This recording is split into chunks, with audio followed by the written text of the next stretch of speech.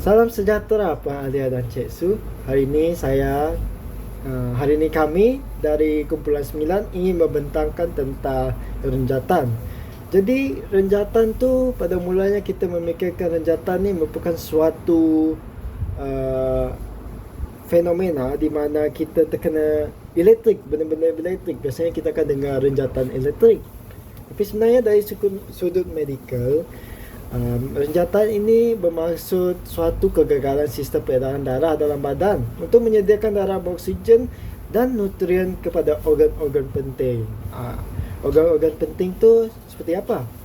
Seperti jantung lah, sebab jantung ni merupakan suatu pusat di mana ia mengepam darah beroksigen ke dalam seluruh badan. Badan kita sel-selnya semua memerlukan oksigen sebab mereka untuk gantikan gas-gas karbon dioksida yang terhasil daripada sel-sel kita lah. Jadi ada 3 jenis kegagalan, iaitu kegagalan pam, kegagalan paip dan kehilangan cecair. Assalamualaikum warahmatullahi wabarakatuh dan salam sejahtera kepada Puan Alia dan Cik Su. Alright, terima kasih kepada sahabat saya yang tadi telah membentangkan topiknya. Sekarang saya ingin menyambung kepada topik saya, iaitu kegagalan pam, kegagalan paip dan kehilangan cecair. Alright, first saya nak bentangkan tentang kegagalan pam. Kegagalan pam ni berlaku disebabkan oleh cardiogenic shock. Jantung tidak berfungsi dengan baik, darah memasuki paru-paru, dan yang last ia lebih dikenali sebagai congestive heart failure. Alright, next saya akan membentangkan tentang kegagalan paip. Kegagalan paip iaitu salur darah berkembang, tekanan darah menurun dengan pantas. Okey, bagi jenis-jenis kegagalan paip ialah fainting, epileptic shock dan spinal shock. Okay, next. Alright, tajuk seterusnya saya akan membentangkan tentang kehilangan cecair. Kehilangan cecair iaitu kehilangan air dalam badan dengan teruk melalui muntah secara berterusan, cerit-berit yang teruk, takwan atau proses perpeluhan yang melampau. So, bila adanya proses ni, kita akan kehilangan cecair dalam badan kita dengan cepat. Next, saya akan terangkan tentang punca-punca kehilangan cecair. Terdapat beberapa punca yang menyebabkan kehilangan cecair dalam tubuh badan kita, iaitu yang pertama, tekanan secara langsung. Yang kedua, pembalut atau bandage. Yang ketiga, titik tekanan. Yang keempat, ketinggian. Yang kelima, embolisasi. Yang keenam, jahitan hemostatik. Dan yang terakhir, ubat vasoconstrictor. Ada 5 jenis renjatan. Jadi renjatan itu adalah cardiogenic, hemorrhagic, neurogenic, anaphilitic dengan septic. Itu adalah 5 jenis renjatan. Saya membentangkan tentang cardiogenic shock lah. Jadi cardiogenic shock ni apa? Ia adalah suatu kondisi gangguan jantung yang cukup parah dan terjadi selalu mendadak lah, yang menyebabkan jantung tak mampu mencukupi kemasukan darah tu yang diperlukan dalam tubuh. Darah beroksigen lah, bukan darah tidak beroksigen. Jadi ada banyaklah orang yang menghidap ni memang memerlukan pertolongan segera. Sangat berbahaya. Di sini ini adalah kriteria hemodinamik, di mana kriteria yang diperlukan oleh darah, diperlukan oleh badan kita lah. Tekanan darah perlu berapa, indeks jantung, kehadiran kapilari itu, tekanan oklusi dia 15 mm Hg. Apa tu tekanan oklusi? Tekanan oklusi itu adalah tekanan dalam salur darah. Kalau tekanan dalam salur darah tu berkurang, kita akan pengsan. Jadi tekanan darah kita jangan terlalu tinggi, jangan terlalu rendah. Ia harus dalam equilibrium lah, di mana dia stabil. Jadi kenapa cardiogenic ni berlaku? Ia disebabkan acute myocardial infarction. Apa tu acute myocardial infarction? Ia adalah suatu di mana kegagalan pengempaman lah otot Boleh kata otot tu lah, otot jantung dia susah untuk mengepam darah. Lepas tu ada dia punya mechanical problem. Dan ada infarksi vertikal kanan. Apa infarksi vertikal kanan tu? Infarksi ventrikel kanan itu ia adalah suatu pengaliran darah ke jantung berkurang. Pengaliran darah tu jantung dia berkurang lah. Macam kenapa tak banyak sangat jantung masuk ke darah masuk ke dalam jantung? Ataupun jika dia bukan berkurangan pun dia berhenti sekaligus. Dia berhenti sekaligus dan kerosakan ni membahayalah, dia tidak dapat dipulihkan. Most common masalah ni berlaku dekat bahagian ventrikel kanan lah, sebab ventrikel kanan ni dia mengepam darah ke dalam seluruh badan. Dia jaranglah berlaku dekat ventrikel kiri. Okay. Seterusnya, severe depression of cardiac contractility. Apa tu severe depression of cardiac contractility? Ia merupakan sepsis. Ini contoh dia lah, contoh jenis penyakit dia. Sepsis, myocarditis, myocardial contusion. Apa tu sepsis? Mesti korang terfikir. Mesti kalian berfikir. Apa itu sepsis semua tu? Jadi sepsis ni adalah di mana badan bertindak balas terhadap jangkitan. Jika kita terkena jangkitan, badan kita dia bertindak balas lah, dia melawan jangkitan tu. Dan mostly jangkitan tu datang dari mana? Boleh datang daripada terkena kulit. Lepas tu dia boleh terkena pada lung, boleh terkena dekat urinary tract. Lepas tu myocarditis. Myocarditis tu apa? Keradangan di jantung. Macam mana boleh ada keradangan di jantung? Adalah, tapi hal ini memang sangat rare lah. Dia sangat jarang berlaku dan dia boleh menyusahkan, memudaratkan pengepaman darah.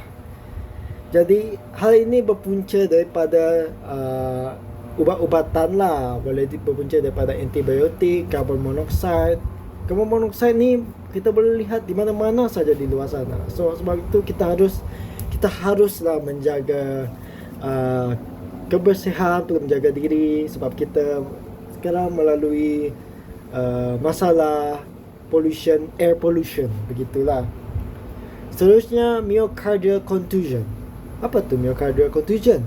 Ia adalah suatu situasi di mana jantung kita terkena lebam.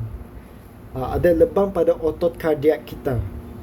Jadi macam mana boleh ada lebam dekat otot? Hal ini disebabkan jika kita ada suatu macam ada satu hentaman kuat lah. Kita ambil contoh yang dekat, seperti inilah. Seperti kemalangan kereta. Bila kita kena langgar tu, dia bukan efek dari luaran tau. Dia efek dekat dalam. Jadi badan kita sekali dekat bahagian dalam internal organ kita lebam. Itu yang menyebabkan myocardial contusion tu tadilah.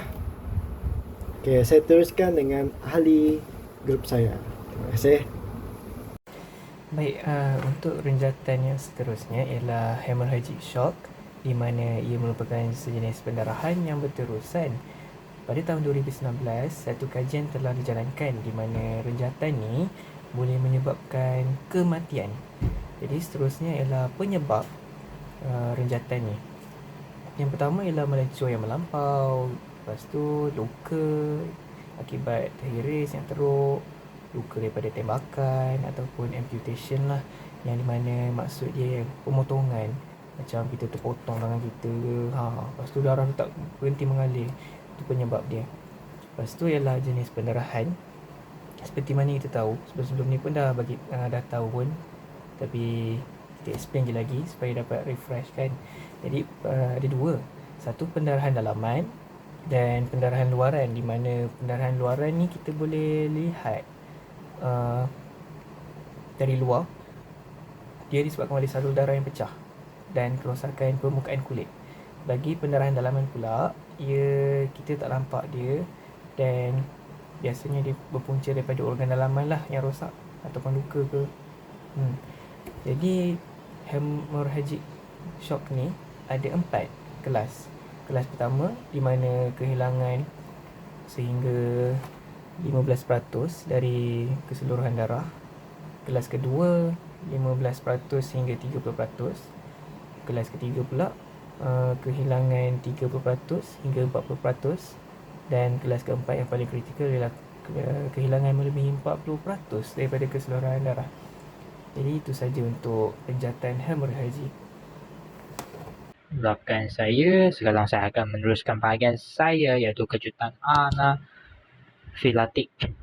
Kejutan anafilatik ni dia tindak balas alahan yang teruk dan timbul secara tiba-tiba yang mesti dikenal pasti dan dirawat dengan segera kerananya boleh mengancam nyawa. Dalam internet anda boleh cari je pasal anafilaksik kerana dia satu allergic. Panggil anafilaksik. Lalu kejutan ni adalah daripada alergi tersebut. Kejutan jenis ini menyebabkan tindak balas sistem imun yang berlebihan dan menimbulkan keradaan pada sistem pernafasan. Menyebab kejutan anafilatik ni ada beberapa. Kejutan ni selalunya berlaku pada orang yang mempunyai alergi yang sangat teruk terhadap beberapa bahan seperti dadar, sengatan atau racun, makanan, alam sekitar dan transfusion. Lepas tu, simptom-simptom kejutan anafilatik adalah reaksi kulit, iaitu masa kau berlaku kejutan anafilatik, kau akan berasa gatal, kulit kau akan rasa kering dan gatal. Yang kedua, hipotensi. Hipotensi ni maksud dia tekanan darah rendah. Yang ketiga, bradykardia, iaitu kadar denyutan jantung rendah. Dan yang keempat, hipotermia, iaitu suhu badan menurun sehingga 35 Celsius dan ke bawah. Biasanya suhu badan kita 36.5 hingga 37. Macam tu. Apabila berlaku kejutan anafilatik, suhu badan kita akan menurun sehingga 35 ke bawah. So, apakah rawatan bagi kejutan anafilatik ni? Yang pertama, baringkan mangsa dengan posisi kaki ditinggikan. Yang kedua, sekiranya mangsa mempunyai epinephrine auto-injector yang seperti di dalam gambar ni, anda boleh bantu mangsa menggunakannya. Ketiga, kawal dan awasi ABC. Keempat, hantar ke hospital dengan segera. Kita mula dengan maksud neurogenik. Mengikut ilmu saraf, istilah neurogenik biasa merujuk kepada neuron atau aktiviti neuron termasuk penyebab gangguan atau kegagalan fungsi neuron. Secara terperinci, neurogenik ialah kegagalan dalam fungsi neuron.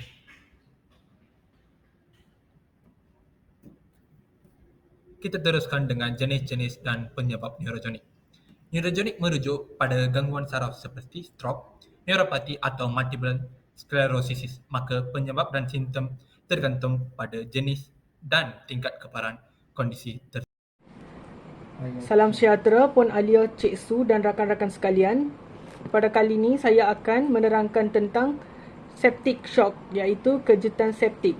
Okey, nama lain bagi kejutan septik ni adalah kejutan bakteria toksik, kejutan bakteria, kejutan toksik berjangkit.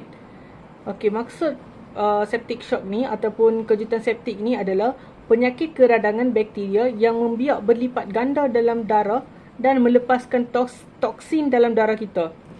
Okey, apakah penyebab lazim dia?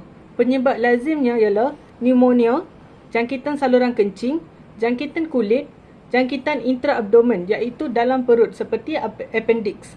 Okey, dan meningitis. Meningitis ni dia keradangan yang berlaku di selaput otak ataupun dan saraf tunjang. Okey.